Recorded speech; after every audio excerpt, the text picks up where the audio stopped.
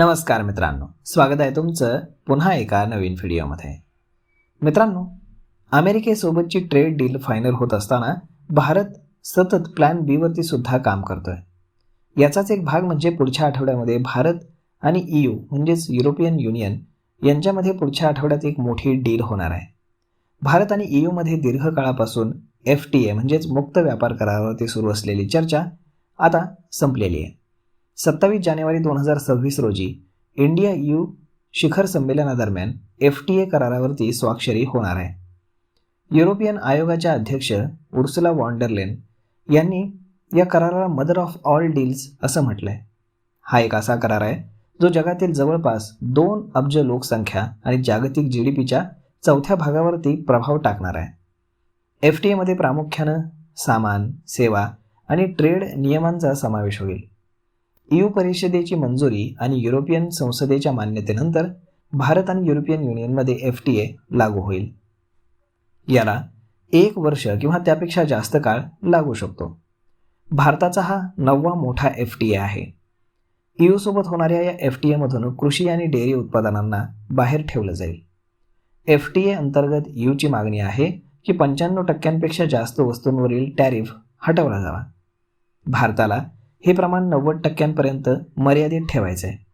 भारत आणि EU मध्ये 2024-25 साली जवळपास 11.8 कोटी रुपयांचा म्हणजेच $136 अब्ज व्यापार झालेला आहे. यामध्ये निर्यात $75.8 अब्ज आणि आयात $60.7 अब्ज होती.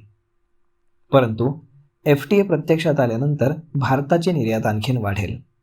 सर्व्हिस सेक्टरपासून मॅन्युफॅक्चरिंगपर्यंत भारताच्या वस्तूंची संख्या युरोपमध्ये वाढेल. युरोपमध्ये 450 मिलियनपेक्षा जास्त लोक राहतात.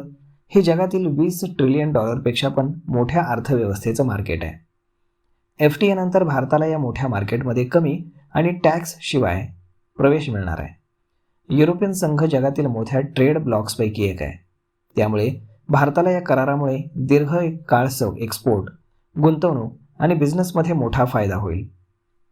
असा अंदाज आहे की या डीलनंतर सध्या $136 अब्ज असलेला EU मधील व्यापार व्यवसाय वाढून $200 ते $250 अब्ज पर्यंत पोहोचू शकतो.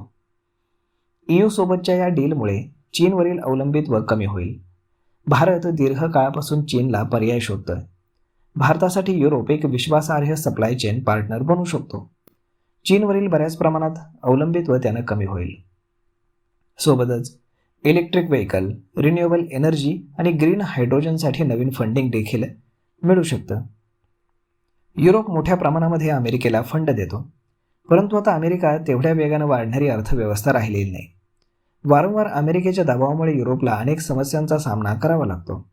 अशा स्थितीमध्ये भारत युरोपसाठी एक मोठं मार्केट बनू शकतो. भारताची अर्थव्यवस्था ही जगामध्ये वेगानं वाढणारी अर्थव्यवस्था आहे. युरोपियन गुंतवणुकीमुळे नव्या स्टार्टअपचाही फायदा होणार आहे. तर मग मित्रांनो, अशा पद्धतीने भारताकडे प्लॅन बी रेडी आहे.